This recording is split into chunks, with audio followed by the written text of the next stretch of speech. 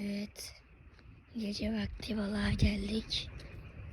Balık değil, daha doğrusu kamp. Burada küçük bir kurulum.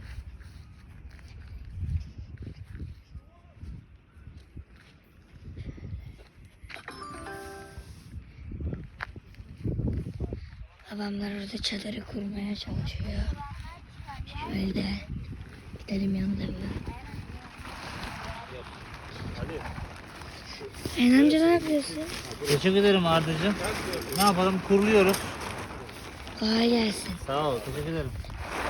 Babam burada. Ali amca. Şu an burada kurulum yapıyorlar. Burada göl var. Tam olarak gözükmüyordur. Ben bile göremiyorum. Burada var ama çok karanlık. Ne var orada? Ha?